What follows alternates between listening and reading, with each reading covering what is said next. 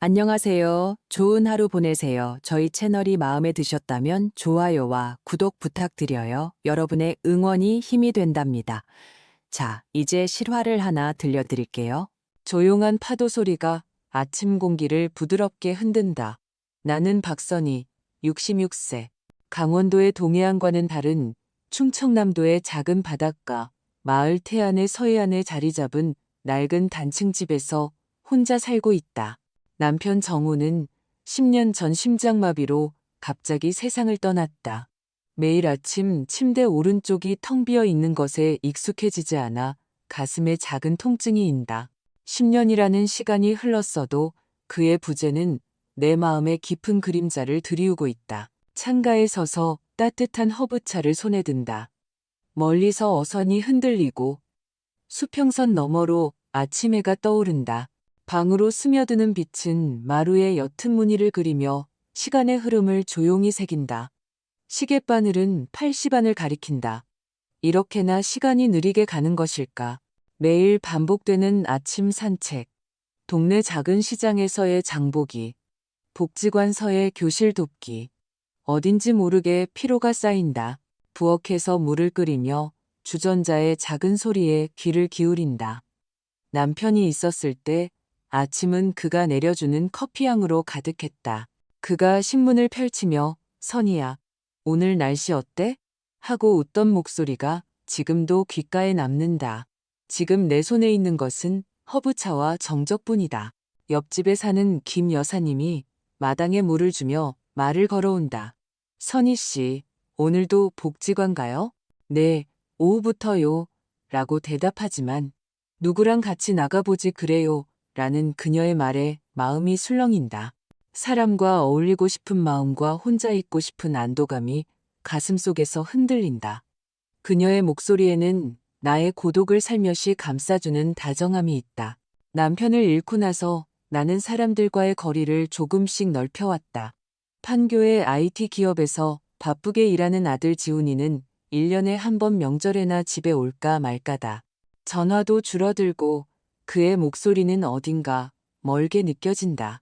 가끔 보내오는 메일에 첨부된 사진, 해외 출장지의 빌딩이나 휴일에 방문한 미술관을 볼 때마다 그의 새로운 세계와 나의 조용한 일상 사이의 간극을 느낀다.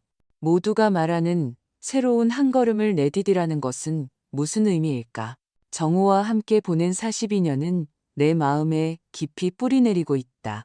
그의 미소, 주말에 둘이서 걸었던 모래사장, 저녁 식사 후의 소소한 대화, 그 공백을 채우는 것을 누가 할 수 있단 말인가? 오전, 늘 가던 시장으로 장을 보러 나간다. 1인분의 식재료를 고르는 것은 언제나 조금 쓸쓸하다. 2인분은 너무 많고 1인분은 부족하게 느껴진다. 오이를 집어들자 남편이 당신이 무친 오이 무침은 일품이야라며 웃던 얼굴이 떠오른다. 냉장고에서 시든 채소를 발견할 때마다 그가 있던 시절의 떠들썩한 식탁이 가슴에 되살아난다. 그 시절, 저녁 식사를 준비하며 그의 귀가를 기다리는 시간이 나의 작은 행복이었다. 장바구니를 들고 집에 도착할 무렵 지갑이 없다는 것을 깨달았다. 심장이 철렁 내려앉는다. 연금이 들어있는 통장, 운전면허증, 모든 것이 그 안에 있다. 서둘러 시장으로 되돌아간다. 발밑에 아스팔트가 차갑게 느껴지며 겨울 기운이 감돈다. 시장 구석구석을 찾아보지만 보이지 않는다. 초조함이 가슴을 옥죄는 가운데 문득 낯선 가게 간판이 눈에 들어온다. 소금나무 공방. 낡은 나무 간판에 바닷바람의 흔적이 새겨져 있다. 이 동네에 35년을 살았는데 이런 곳이 있었다니. 가게 앞에서 한 남자가 나무 의자를 정성스럽게 닦고 있다. 50대 중반으로 보이는 그는 작업복에 앞치마를 두르고 이마에 땀방울이 맺혀 있다. 아침 햇살이 그의 등에 닿아 나무 표면에 빛이 부드럽게 반사된다. 저기, 이거 떨어뜨리지 않으셨어요? 그가 내 지갑을 내민다. 안도감이 온몸으로 퍼져나간다. 감사합니다. 정말 감사합니다. 어디서? 시장 입구요. 이 근처 분인 것 같아서 기다리고 있었어요. 그의 손에는 나무 수지나 니스 자국이 남아있다. 거칠거칠한 감촉인데도 어딘가 따뜻하다. 박선희입니다. 이 근처에 살아요. 임수연입니다. 이 공방을 하고 있습니다. 그의 미소는 온화하고 어딘가 그리운 느낌을 준다. 눈가에 새겨진 주름이 그의 인생의 깊이를 말해주는 듯하다. 집에 돌아와 소파에 앉아 지갑을 꼭 쥔다. 임수연, 그 이름이 머릿속에 남는다. 그의 손의 감촉, 나무 향기, 조용한 미소, 무언가 새로운 것이 마음에 싹 튼 기분이 든다. 밤, 간단한 저녁을 차린다. 고등어구이와 된장찌개. 정호가 좋아하던 메뉴다. 그가 있었을 때 식탁에서는 회사 이야기나 동네 소식을 나누었다. 지금은 텔레비전 소리만이 방을 채운다. 식사를 마치고 창가에 선다. 바다의 불빛이 멀리서 흔들리고 밤의 파도가 조용히 숨쉬고 있다. 수연 씨의 공방이 머리를 스친다. 내일 다시 그 길을 지나가 볼까. 그런 생각이 마음속에서 작게 고개를 든다. 다음 날 복지관서의 교실로 가는 길. 일부러 길을 돌아 소금나무 공방 앞을 지난다. 가게는 닫혀 있다. 조금 실망하며 복지관으로 서두른다. 교실에서는 아이들에게 붙잡는 법을 가르치거나 먹향기의 마음에 위안을 얻는다. 아이들의 진지한 눈빛과 화선지의 번지는 먹의 아름다움이 마음을 따뜻하게 한다. 정우가 있었을 때 지훈이에게 서예를 가르치던 날들이 떠오른다. 그 시절, 가족 셋이서 보내는 시간이 무엇보다 소중했다. 교실 쉬는 시간, 창밖으로 보이는 바다를 바라본다. 파도 소리가 멀리 들려오고 그리운 아픔이 가슴을 스친다.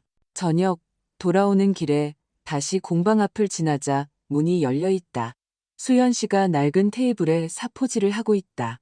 나무 표면이 매끄러워지도록 그의 손이 정성스럽게 움직인다.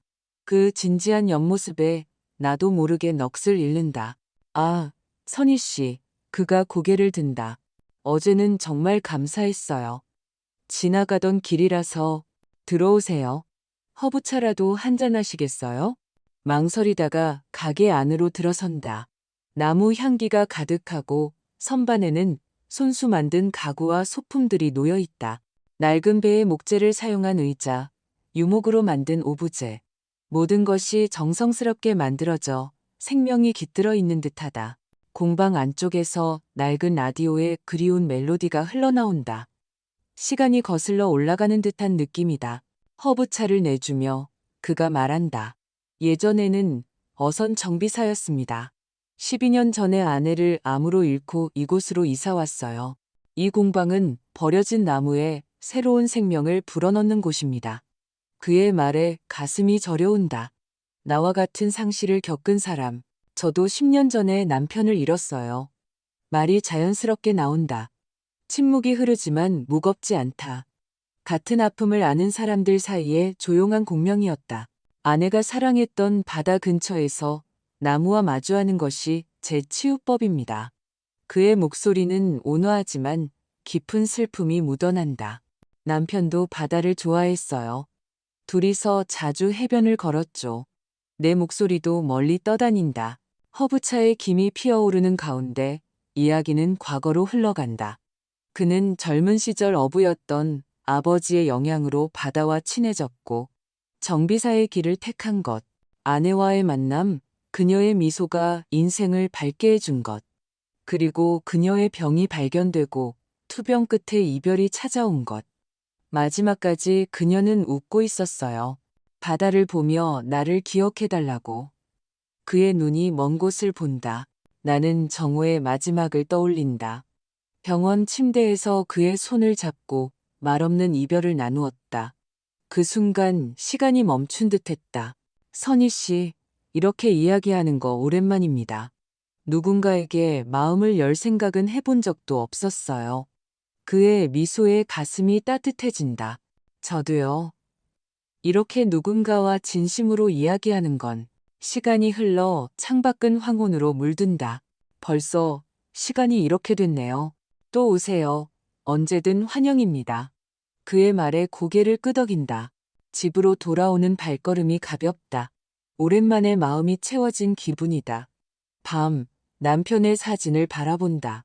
여보, 나 조금 변할 것 같아요. 사진 속의 그는 언제나처럼 온화하게 미소 짓고 있다. 그 후 몇 주 동안 수연 씨와의 시간이 조금씩 늘어났다. 공방에서 허브차를 마시며 이야기하거나 해질녘 해변을 함께 걷기도 했다. 그의 이야기는 온화하고 따뜻했다.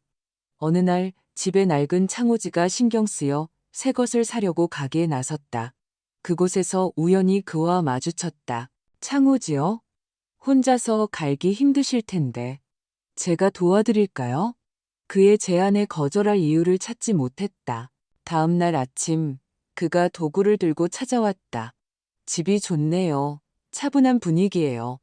남자의 목소리가 집에 울리는 것은 정오 이후 처음이다. 허브차를 내면서 가슴이 두근거린다. 창호지를 가는 것은 간단한 작업이었지만 그의 정성스러운 손길에 마음이 차분해진다. 이 색, 방에 잘 어울리네요. 선희 씨 감각이 좋으세요. 그의 미소에 나도 웃는다. 두 사람의 취향이 비슷한 것이 어딘가 기쁘다. 작업 중간에 내 아들 지훈이나 그의 딸 이야기를 나눈다. 지훈이는 판교에서 바빠서 좀처럼 돌아오지 않아요. 우리 딸도 그래요. 서울에서 디자이너로 일하는데 1년에 한 번 만나면 다행이죠. 혼자 있는 시간의 길이가 서로의 마음에 비슷한 그림자를 들이운다. 하지만 그와 이야기하는 시간은 그 그림자를 옅게 해준다. 작업 중 무심코 손이 스친다. 순간 전류 같은 감각이 흐른다.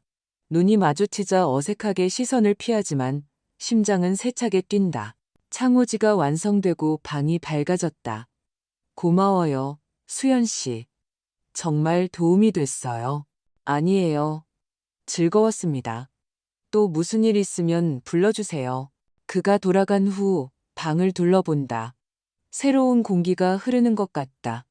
거울에 비친 내 모습은 어딘가 생기가 돈다. 66에 이런 기분이 들다니 우스운 일이라고 자주 하면서도 마음속에서 작은 불꽃이 타오른다. 가을이 깊어지고 나는 67번째 생일을 맞았다. 수연 씨와의 시간은 일상에 녹아들었다. 주말에는 함께 식사를 만들고 시장에서 신선한 생선을 고른다. 어느 날 시장을 걷는데 생선 가게 아저씨가 선희 씨, 요즘 즐거워 보이네라며 웃는다. 그 말에 볼이 뜨거워진다. 수연 씨가 살며시 내 손을 잡는다. 그 온기에 마음이 평온해진다. 동네 사람들의 시선도 신경 쓰이지 않게 되었다. 그 나이에 연애란이라고 수군거리는 소리도 들리지만 내 행복은 내가 정한다. 어느 날 수연 씨가 제안한다. 선희 씨, 주말에 안면도 바다 보러 가지 않을래요? 이맘때 석양이 아름답거든요. 가슴이 뛴다. 데이트라는 단어가 머리를 스치고 볼이 뜨거워진다. 네, 좋아요. 대답하는 내 목소리가 젊게 들린다. 주말, 안면도 해안으로 향한다.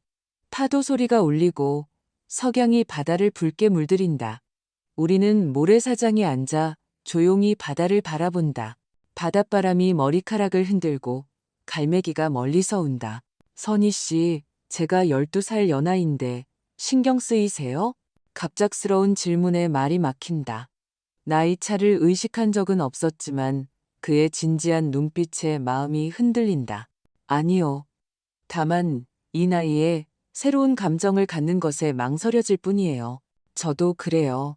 아내를 잃고 나서 누군가를 좋아하게 될 거라고는 생각도 못했어요. 하지만 선희 씨를 만나고 변했어요. 그의 손이 내 손을 살며시 잡는다. 따뜻한 감촉에 마음이 녹아내린다. 천천히 관계를 만들어가지 않을래요? 나는 고개를 끄덕인다. 기대와 불안이 교차하는 부드러운 순간. 그날 밤 집에 돌아와 정우의 사진을 바라본다. 여보, 당신이라면 어떻게 생각할까요? 그의 미소는 마치 행복해지라고 말하는 것 같다. 가슴 속에서 정우에 대한 사랑과 새로운 감정이 공존하고 있음을 깨닫는다. 정우와의 추억은 내 마음의 토대다. 주말의 드라이브. 둘이서 보았던 별이 빛나는 하늘. 지훈이가 태어난 날의 기쁨. 하지만 수연 씨와의 시간은 그 위에 새로운 꽃을 피우게 한다. 다음 날 지훈이에게서 전화가 온다. 엄마, 요즘 기운이 좋아 보이네. 무슨 좋은 일 있어요? 그에게 수연 씨 이야기를 할지 망설인다. 아직은 때가 아닌 것 같았다. 그의 목소리는 밝지만 바쁜 일상 속에서 나의 변화를 눈치채지는 못한 듯하다. 몇 주 후 서예 교실을 마치고 공방에 들른다. 수연 씨가 드물게 피곤한 얼굴을 하고 있다. 무슨 일 있어요? 실은 딸이 돌아와서 좀 다퉜습니다. 그의 딸이 아버지의 새로운 관계에 반대하고 있다는 것이다. 내 가슴에 지훈이의 반응을 상상하는 불안감이 스친다. 선희 씨 이야기했어요? 아직. 하지만 조만간 이야기할 생각이에요. 서로의 가족에 대한 마음이 관계를 깊게 하는 한편 복잡한 그림자를 들이운다. 수연 씨의 딸 아름이는 아버지가 새로운 여성과 친하게 지내는 것에 저항감을 느낀다고 한다. 엄마를 잊은 건 아니야. 하지만 아름이에게는 그게 배신처럼 보이나 봐. 그의 목소리에 깊은 고민이 묻어난다. 나는 지훈이가 같은 반응을 보일지도 모른다고 생각한다. 정호의 기억을 소중히 간직하면서 새로운 사랑을 받아들이는 것은 쉽지 않은 일이다. 어느 비 오는 날, 수연 씨가 감기에 걸렸다는 소식을 듣고 그의 집으로 향한다. 공방 뒤에 있는 작은 집, 문을 두드리자 힘없는 목소리가 들린다. 선희 씨, 어떻게? 몸이 안 좋다고 들어서요. 누워 있어요. 제가 뭐라도 만들게요. 부엌에서 죽을 끓이며 그의 집을 둘러본다. 간소하지만 나무 가구들이 정갈하게 놓여 있다. 벽에는 아내와 딸과 함께 찍은 낡은 사진이 걸려 있다. 정호가 아팠을 때 이렇게 간병했던 날들이 떠오른다. 그때 나는 그의 아픔을 조금이라도 덜어주려고 필사적이었다. 죽을 가져가자 그가 미소 짓는다. 고마워요. 이렇게 보살핌 받는 거 아내 이후로 처음입니다. 그의 말에 가슴이 따뜻해진다. 실은 아내, 사실은 병이 아니라 이혼이었어요. 갑작스러운 고백에 놀란다. 창피해서 말하지 못했어요. 그녀가 다른 사람과 떠났거든요. 그의 눈에 눈물이 어른거린다. 그 후로 아무도 믿을 수 없었어요. 하지만 선희 씨를 만나고 변했습니다. 나는 그의 손을 잡는다. 저도 정호를 잃고 나서 마음을 닫고 있었어요. 당신을 만나고 열린 거예요. 빗방울이 창문을 두드리는 가운데 서로의 상처를 나눈다. 수연 씨의 솔직함이 내 마음을 그에게 더욱 가깝게 만들었다. 그의 고백은 과거의 상처를 숨기는 것보다 나와의 미래를 선택했다는 증거였다. 그의 차가운 손이 내 손 안에서 서서히 따뜻해진다. 창밖에서는 비가 조용히 땅을 적시며 마치 우리의 과거의 아픔을 씻어내는 듯하다. 수연 씨가 회복한 후 나는 지훈이에게 전화를 건다. 아들, 할 이야기가 있어. 서울에서 만나 카페에서 수연 씨의 이야기를 솔직하게 털어놓는다. 엄마, 아빠를 잊은 건 아니죠? 지훈이의 말에 가슴이 아프다. 잊지 않았어. 하지만 나도 살아가야지. 지훈이는 침묵하며 커피잔을 든다. 그의 손가락이 떨리고 있다. 엄마가 행복하다면 됐어요. 그래도 수연 아저씨, 아빠를 잘 기억해 주세요. 완전한 이해는 아니지만 그의 노력이 느껴진다. 그의 눈동자에는 아버지에 대한 사랑과 나에 대한 걱정이 섞여 있다. 돌아오는 길. 전철 창문에 비친 내 얼굴을 바라본다. 지훈이의 말이 마음속에 무겁게 울린다. 그날 밤 수연 씨에게 보고한다. 지훈이가 인정해줬어요. 잘 됐네요. 그럼 이제부터 당당하게 만나면 되겠네. 그의 미소에 마음이 가벼워진다. 하지만 지훈이의 말이 가슴에 남는다. 정호의 기억을 소중히 하면서 수연 씨와의 미래를 쌓아가는 것은 쉽지 않은 일이다. 다음 날 수연 씨가 우리 집 서재 정리를 제안한다. 정호의 유품이 그대로 남아있는 방. 새로운 시작을 위해 정리합시다. 그의 말에 고개를 끄덕인다. 남편의 사진, 서류, 애용하던 만년필. 하나하나 손에 들고 추억을 되돌아본다. 정호가 지훈이에게 사준 그림책. 둘이서 여행했던 제주도 펜션의 기념품. 그 시절의 미소가 가슴에 되살아난다. 이 사진은 남겨두죠. 좋은 추억이잖아요. 수연 씨의 배려에 눈물이 맺힌다. 그는 나의 과거를 부정하지 않고 받아들여준다. 서재가 정리된 밤, 그가 말한다. 선희 씨, 앞으로의 인생 어떻게 살고 싶어요? 평범하게, 행복하게. 당신과 함께 아침을 맞이하고 저녁을 함께 먹으며 웃고 싶어요. 저도 그래요. 선희 씨와 평범한 날들을 특별하게 만들고 싶어요. 그의 손이 내 어깨에 닿는다. 부드러운 감촉에 가슴이 떨린다. 그의 입술이 다가와 살며시 닿는다. 시와 같은 순간 시간이 멈춘다. 67에 느끼는 이 열정은 젊음과는 다른 깊고 조용한 것이다. 정호와의 사랑은 열정적이고 젊음으로 가득했다. 수연 씨와의 사랑은 조용하지만 인생의 무게를 공유하는 깊이가 있다. 가을이 끝나고 겨울이 찾아온다. 수연 씨와 나는 바닷가의 작은 펜션으로 1박 2일 여행을 계획한다. 파도 소리를 들으며 온돌방에서 시간을 보낸다. 밤이 깊어지고 그와 마주 앉는다. 선희 씨, 저 이런 행복 처음일지도 몰라요. 그의 손이 내 머리카락을 쓰다듬는다. 그날 밤 우리는 서로의 체온을 느끼며 조용히 사랑을 나누었다. 죄책감과 해방감이 교차하는 그러나 아름다운 시간. 살과 살이 맞닿는 순간 그의 숨결이 내 귓가에 울린다. 욕망과 애정이 뒤섞여 말로는 표현할 수 없는 깊은 연결이 생긴다. 그것은 젊음으로 인한 충동이 아니라 인생의 무게를 공유하는 사람들 사이의 조용한 열정이었다. 창밖에서 파도가 밀려왔다. 밀려가는 소리가 마치 우리 심장의 고동과 겹쳐지는 듯하다. 다음 날 아침, 펜션 창문으로 아침해를 본다. 그의 손을 잡으며 생각한다. 정호와의 사랑은 영원히 내 마음속에 있을 것이다. 하지만 수연 씨와의 사랑은 나를 미래로 이끌어준다. 지훈이도 요즘은 수연 씨를 수연 아저씨라 부르며 웃으며 이야기하게 되었다. 동네 사람들의 수군거림도 축복의 목소리로 변해가고 있다. 펜션에서 아침 식사를 하며 그가 말한다.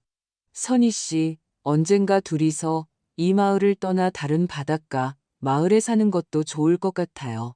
그러네요. 새로운 곳에서 새로운 추억을. 그의 말에 가슴이 따뜻해진다. 겨울이 깊어가는 어느 날, 수연 씨가 공방에서 작은 파티를 연다고 한다. 지훈이도 온다는 말에 가슴이 뛴다. 공방에 도착하니 꽃으로 장식된 테이블과 부드러운 조명. 중앙에는 그가 만든 나무 반지가 놓여 있다. 선희 씨, 저와 결혼해 주세요. 그의 프러포즈에 눈물이 쏟아진다. 네, 기꺼이요. 반지가 내 손가락에 미끄러져 들어온다. 지훈이가 달려와 나를 안아준다. 엄마, 행복해야 해. 그의 눈물이 내 뺨에 닿는다. 파티가 끝난 후 둘이서 밤하늘을 올려다본다. 앞으로 어떤 인생을 살고 싶어요? 당신과 함께 평범하고도 특별한 날들을. 저도 그래요. 선희 씨와 영원히. 별이 빛나는 밤. 내 마음의 겨울의 추위는 더 이상 없다. 다음 날 아침 해돋이를 바라보며 그와 함께 동사무소로 향한다. 혼인신고서를 손에 들고 서로를 보며 웃는다. 이 늦은 사랑이 나에게 가르쳐 주었다. 행복은 나이를 넘어 언제든 찾을 수 있는 것이라고. 나는 이제 박선희가 아닌 임선희로서 새로운 인생을 시작한다. 정우와의 추억은 내 마음 깊은 곳에 소중히 간직될 것이고, 이제부터는